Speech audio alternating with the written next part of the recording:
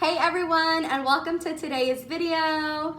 I am here with one of my best friends, Betty Jo. Hi. And today we're going to be doing a video a little bit different than what we normally do on my channel, but it's going in towards the direction that I've been wanting to. And today we're actually going to be talking about something, a philosophy that we practice here at OU, and we're going to be talking about just like based off of everything we've learned. We also have some notes and articles that we got to share as well. And what we're going to be talking about is the Reggio Emilia philosophy. I know there's not a lot of videos on YouTube that talk about this, so I really feel like it was crucial to share. And that's why I have Betty Jo here with me as well, so she can help me do that.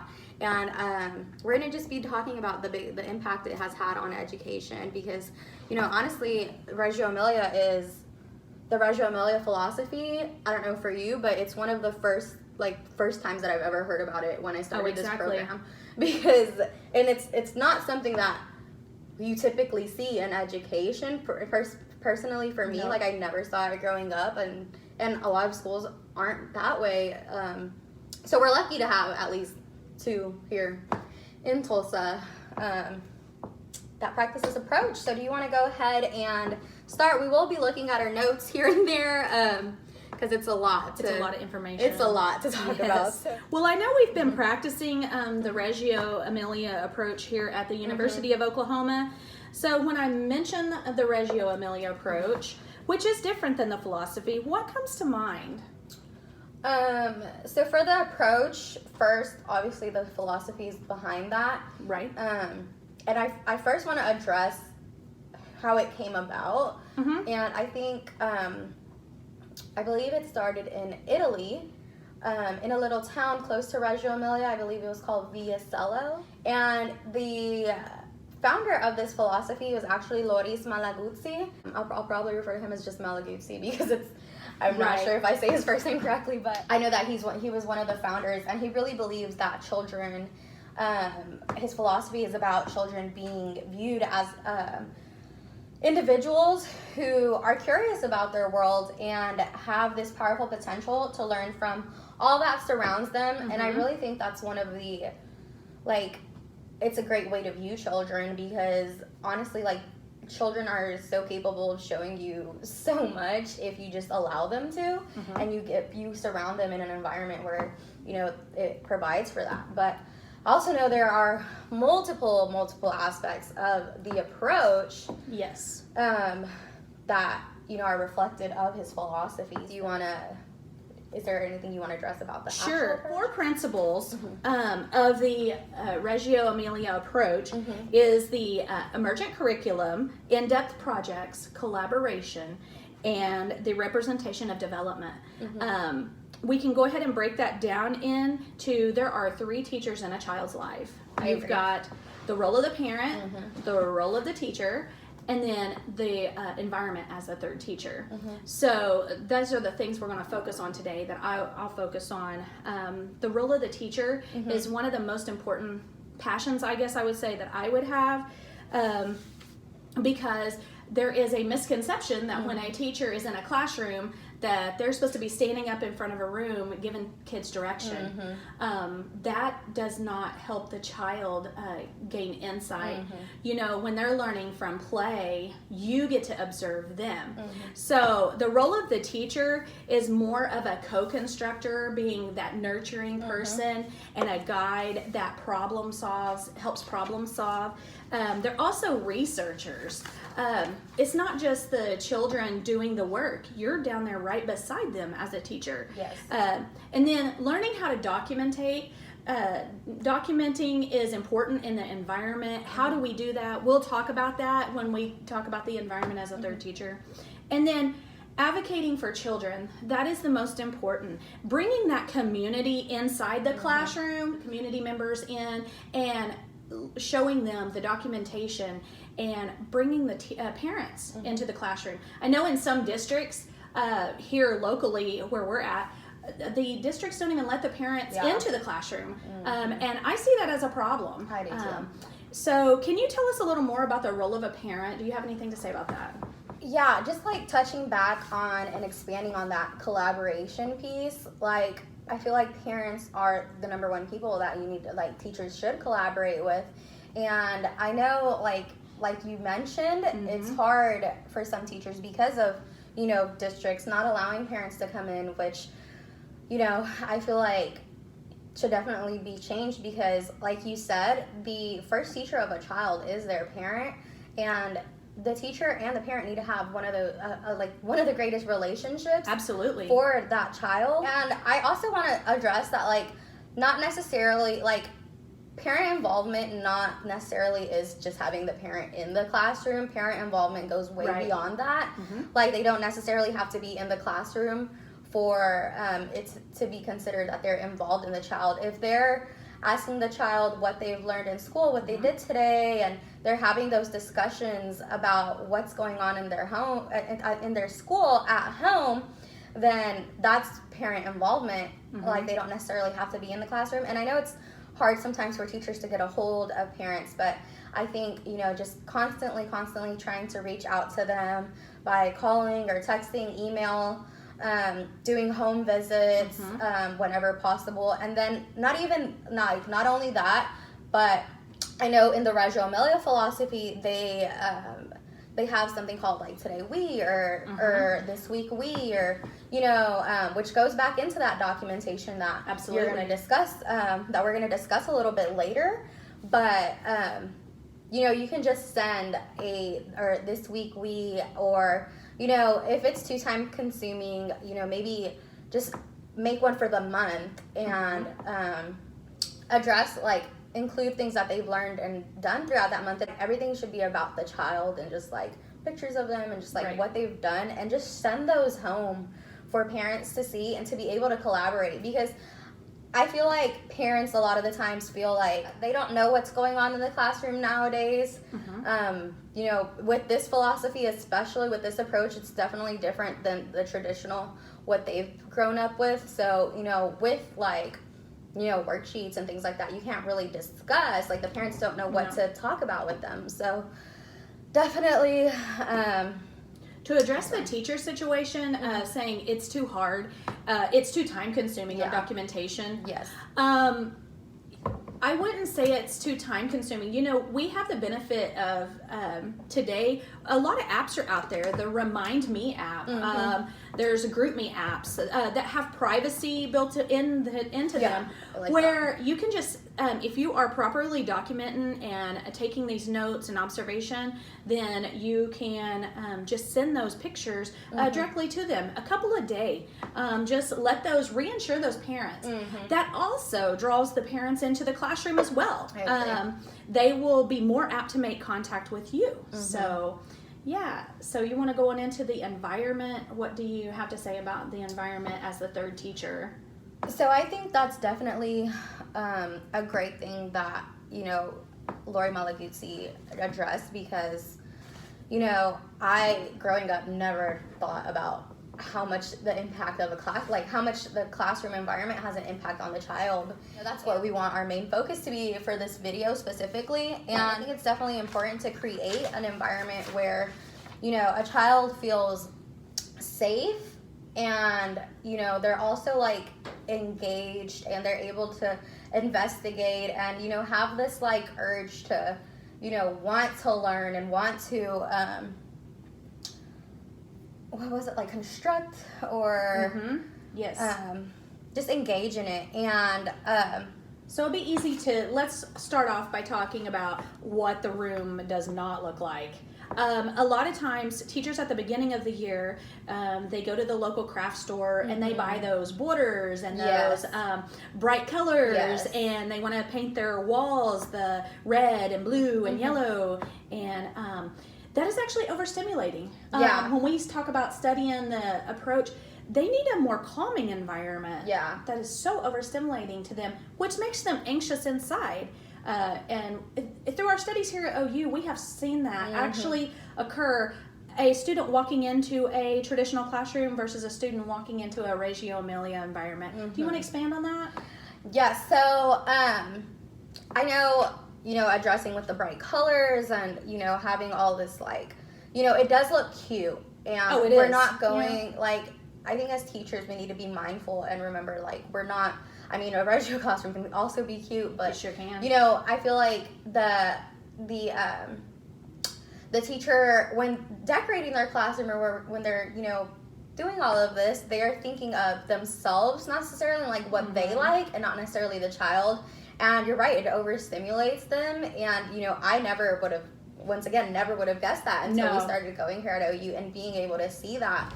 And, even for me, like fluorescent lights, I can see now why it's such a big issue. Like my eyes will hurt whenever we're in fluorescent lighting. So we're using natural light here today. Yeah, we're for that exact same reason, because it just hurts my eyes. I know, like, people in our class even have headaches when it comes to fluorescent lighting. So going towards that direction, I kind of want to talk about how we can incorporate the Reggio environment in the classroom, like what that would look like. There's so many things that you can do to create that natural home-like vibe, because, the classroom is the child's second home, right? Or a lot of times the children spend more time in the classroom than they do at their actual house. Yes. So some of the ways to have a Reggio environment is by including, having inviting and captivating spaces and materials in the classroom. And they need to be easily accessible. So going on with that, what does easily accessible mean to you? So Laura, one thing that this semester specifically really reached out to me is we read an article, and we will leave this in the description box. All of our resources we're going to leave in the description box below for you, but I'll mention it. It's Reflecting Children's Lives by Curtis and Carter from 2011. Revitalizing. And it's the chapter on revitalizing the environment. And so it talked about being on your knees in the classroom. So often, I am 5'2", and I look up at the walls and I say, oh, look at that chalkboard. I need to be able to write on it, or whatever, or the smart board or whatever. The alphabet, you'll notice in a traditional classroom, where's the alphabet? It's at the top near the ceiling. Well, if you will get on your knees and look around from a child's perspective, because they're anywhere from 2 feet to 4 feet tall, it really hurts their necks to look up at the alphabet. And what's the likely chances of them even looking up at that alphabet? Exactly. They probably don't even know what's in the room, to be honest. Until you point it out. So get on your knees and look around. Maybe place that alphabet to the floor close. And it's also good, Laura, to let them be able to experience it. Touch it. If you're worried about it getting tore up, laminate it. Make copies, buy duplicates, keep in a file drawer if you're afraid they're going to get hurt, because this is their classroom. And like she said, the bookshelves, make sure that things are where they can reach them and they're not safe. There's a lot of times us as teachers will put something, further up and they can't reach it. And you don't want them always having to come to you to ask for help. Honestly. They need to be able to problem solve, and they have to be accessible and have independency. I feel like that's something we don't. Yes, autonomy is one of the major key factors in the Reggio Emilia approach, to be able to work and be able to do their own thing, because you're there as a guide and you're there to help them mainly in the real problems of problem solving and trying to investigate, and yes, definitely they're social emotional. So expanding on that, on what you said, the alphabet is critical, and just having things at their level that they can manipulate and they can touch, and just to create more of that home-like environment, that safe space. Just like having neutral colors, some beiges, some tans. Like, we'll include a couple of pictures right here probably to give examples of what kind of like neutral colors should be in the room. Like we said, natural lighting is crucial. Right. Just opening the windows and including LED lights in the classroom. Yes. first of all, it looks beautiful. But second of all, it kind of takes away from having to use the fluorescent lights. And just kind of. And something is, they're not expensive. And we'll talk about that later. They're not expensive. Amazon has them for $9-10. And they have so many cute ones. Yes. I know some schools and some districts, you have to check with your districts about electrical wiring and stuff, but sometimes you can get around that. Even if you can put one light, one lamp, it makes such a dramatic difference. Why don't you talk about our room transformation? We had an assignment about our room transformation. We went into a public school district. A teacher was a traditional teacher. She's been trying to change her approach for a while. And we got to do that as a group. And Laura's going to talk more about that. Okay, so first off, we do have another video aside separate from the classroom transformation, and I will link it somewhere here on this video, or maybe in the description if you guys want to go ahead and check that out. We did have a budget when it came to this room, which is why we're going to address where to find affordable things, which is so great for a teacher because, we know the struggle. For sure. But, so for that, for the classroom transformation, definitely, like we said, we you don't want to overclutter the room. So I kind of feel like you have to have a purpose for every item you put in that classroom. And, another thing with the Reggio Emilia approach is including not only natural lighting, neutral colors, but natural materials, which, that's like, everyday things that they see, or, things that they can see outside. Nature is one of the biggest components, I feel like, of including in the environment, because it just, children get that exposure that they may not get, especially in today's generation where children don't even go outside anymore as much as when we were younger and stuff. So another thing that I think is super important to include in your classroom is morning tables or centers. I know in the higher grades they don't include centers anymore. It usually stops around second grade or first grade, but I still think it's crucial to include those in the classroom. There's so many ways you can do that, and I think morning tables is definitely one where you set out certain provocations, things to provoke children's thinking, so that they can engage in that in the morning. And unless you have centers, and do you want to expand more on centers, because I know that was one of the most, like, this teacher for the transformation, she didn't have many centers in the classroom. No. And we created about 4 centers, 5 centers in that classroom, and we even expanded more on the ones that she did have. So do you want to talk about that? So she felt like in her room is small, but she felt like that she didn't have room. So Laura's really good at redesigning and making room. Thank you. And so but one of the centers that I want to focus on that gets, my favorite. Is dramatic play. Yes. They think once they hit first grade, second grade, dramatic play is like, that's too, we're too old for that. Yes.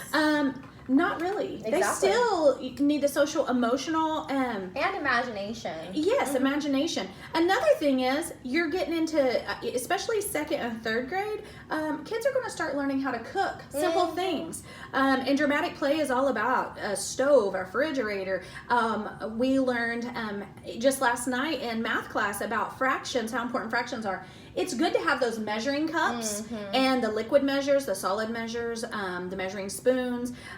It's good for them, for their fine and gross motor skills in the earlier kindergarten, to be able to stir and hold a bowl, to understand what a oven mitt is and why we use those. I know that sounds so simple to everyday Adults, people. Yeah, you take it for granted, but like you said earlier, Laura, kids are so much more capable of things. So we just have to present those opportunities, and what better way to do that is in the classroom. I know I was in a class where they actually cooked food and stuff, so we don't want to ever underestimate our children. Another one is construction. That's always Yes. a popular, and you can have construction all the way up. I believe it is a strong component in the classroom, especially for the STEM minds, the mathematical minds that like to build. Legos are popular, but even the original natural building blocks. Yes. Adding a tape wood measure. ones. That's another way to add math into it. There is so many easy ways to touch on the academic standards through centers. I agree. The teacher just has to be intentional.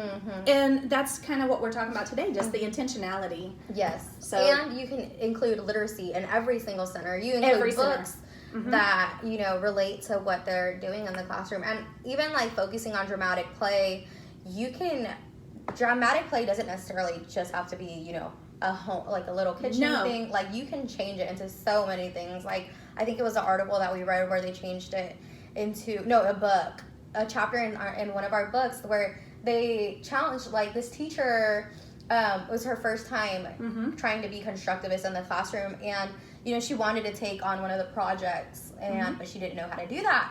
And you know she just challenged the children by doing dramatic plays, like, is there anything you guys want to convert it into?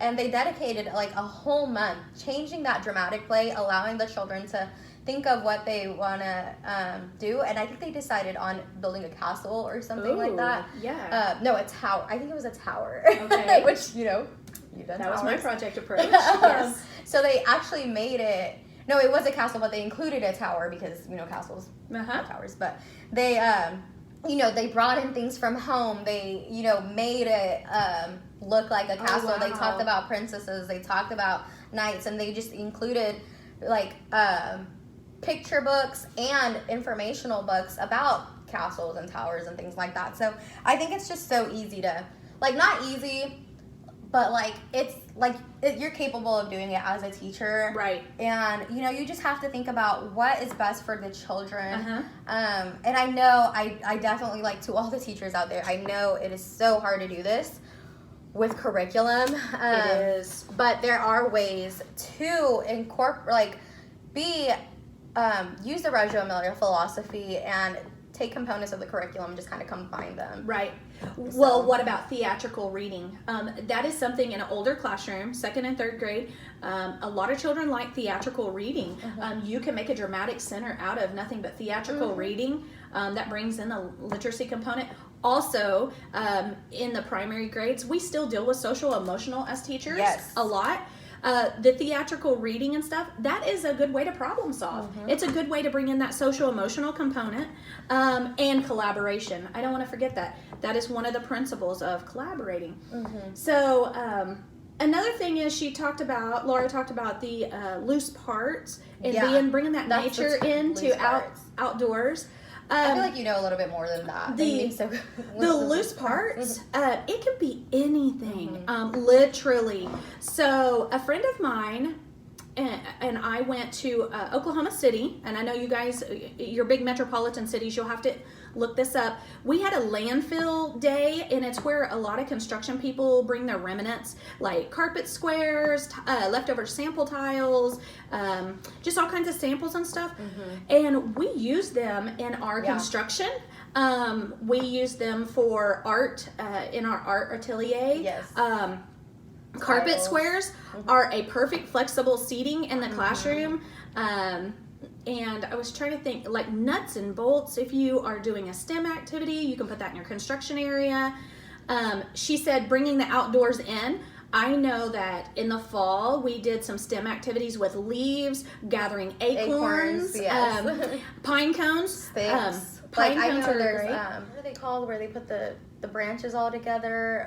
I'll include a picture here so you guys know what I'm talking about. It's like one of our professors had in her classroom where she built that thing. I think the kids created that. And then, you know, we forgot to address one of the other important centers or spaces. I'm going to call it a space to include in the classroom, and I feel like it should go all the way up to whatever grade needs it, is a safe space, or if you don't want to call it a safe space because the whole classroom should be a safe space, call it a cozy spot. corner. Cozy corner, a cozy spot. And, you know, just, you know, I know for the the transformation, we create, like, I made a canopy. We included lighting, like LED lights, like battery powered lights. Right. You just get a little, like, some pillows, some stuffed animals, some bears, and they, like, can just go there whenever they're having, you know.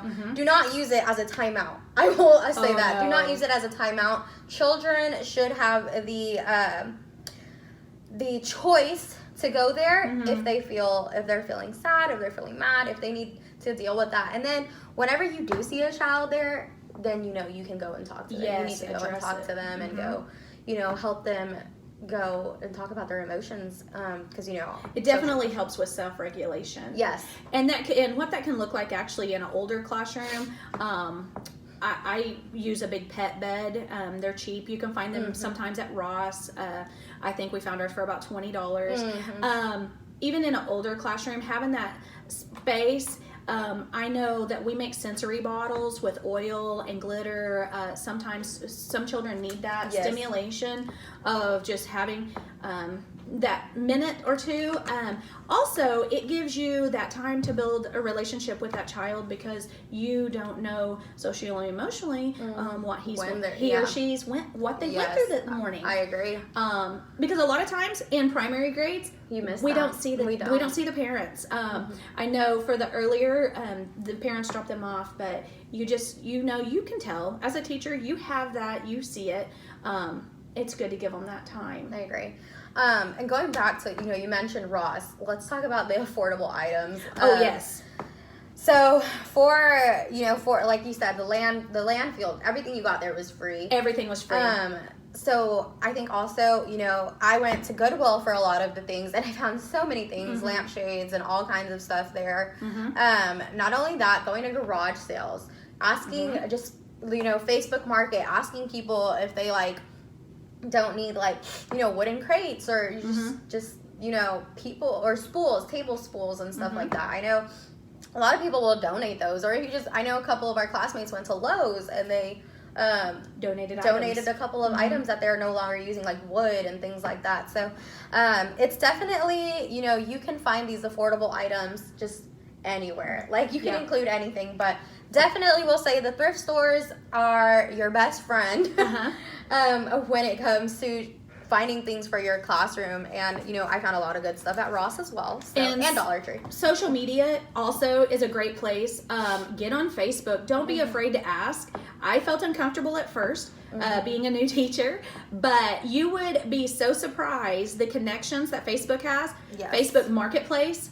I think we found a couple of things, pretty high priced items on Marketplace for like $10. And we was like, whoa, you know, we used like glass jars in our art atelier so the children could see through them. If you just go to Michael's to buy those glass jars, you're going to pay in the upwards of $40 to $50 because you need 2 or 3 sets. But, you know, I got on Marketplace and found them for $10, a retired teacher. And so if they know you're a teacher, they're more willing to say, oh, they'll cut you a deal.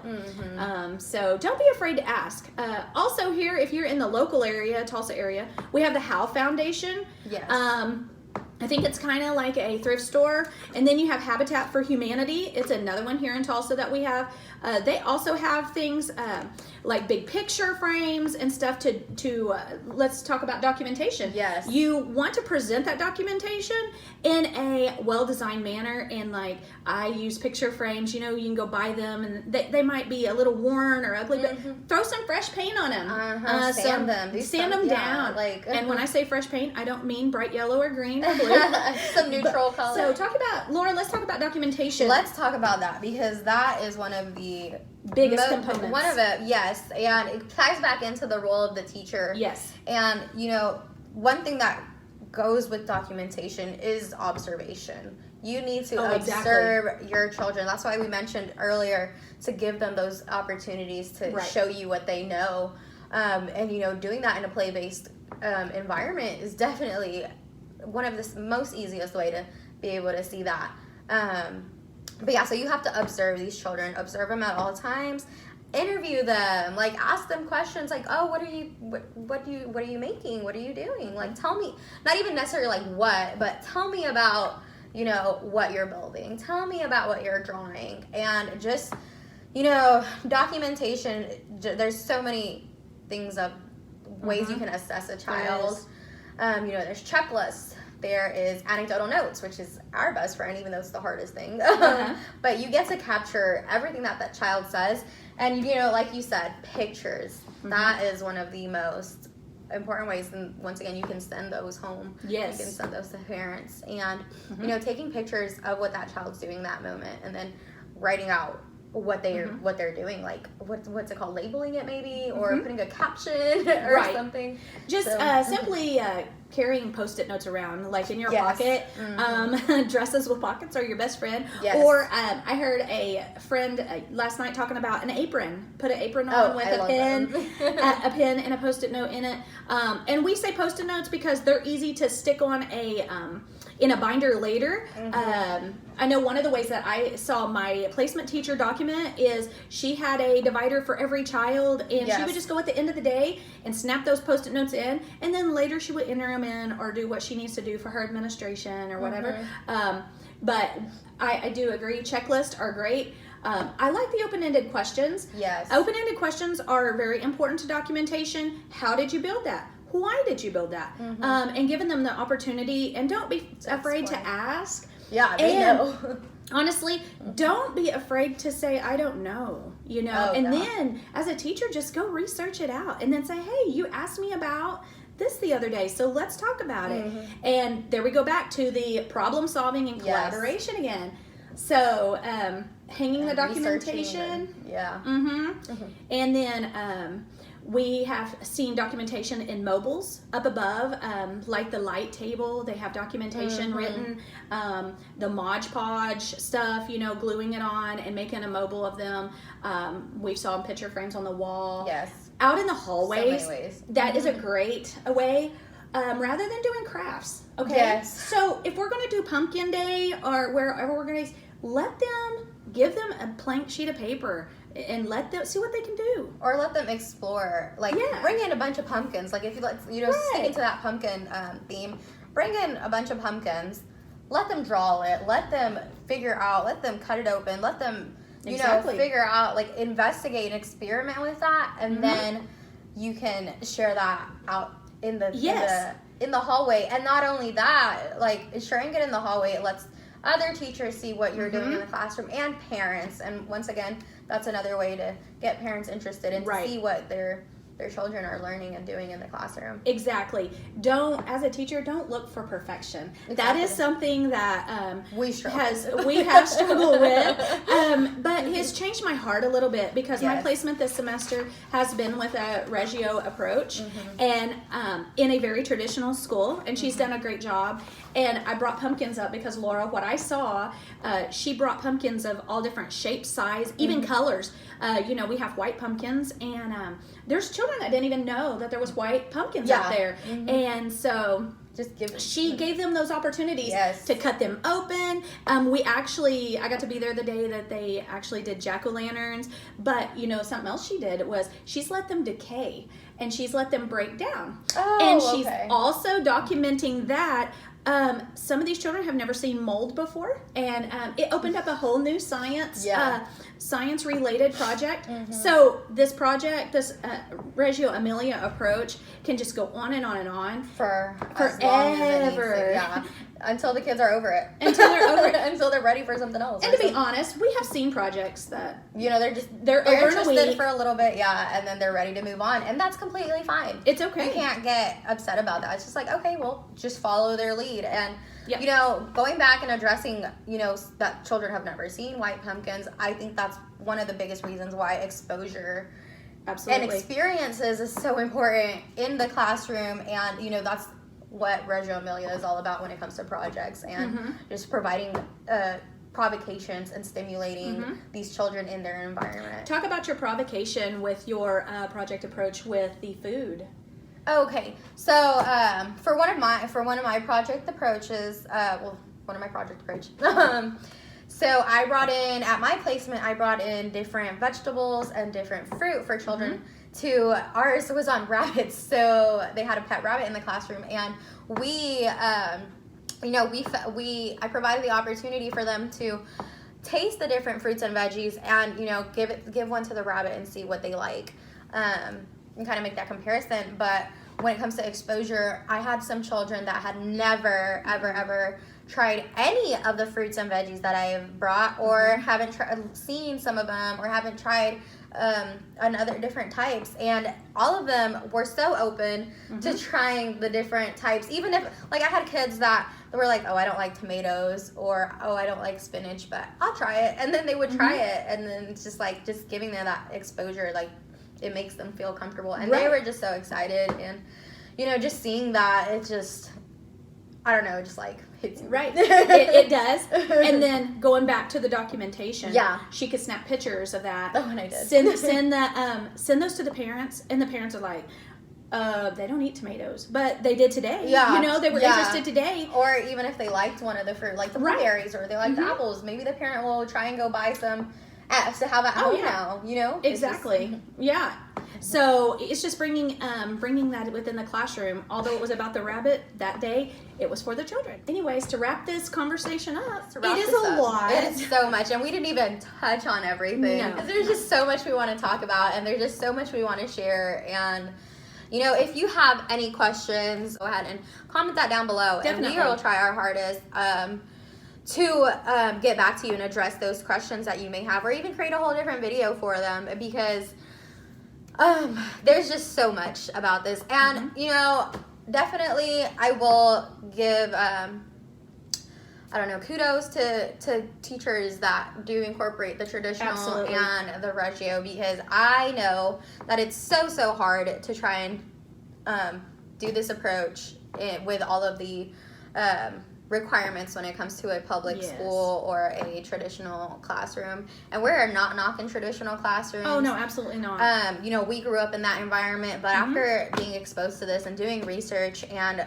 you know, reading all these articles, we just wanted to share how impactful this could be in education and in your classroom. And in your classroom. And the number one way to start is with your environment. And you know, once you change that environment, it's not going to solve everything. No.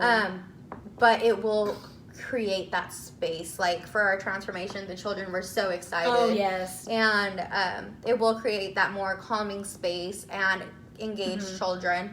So once that's one of the first steps that you can take. And then, you know, once again, diving into the role of the teacher. And, absolutely. You know, learning alongside them, providing them with exposure and experiences, documenting, asking open-ended questions, and just, you know, it's just... It takes intentionality.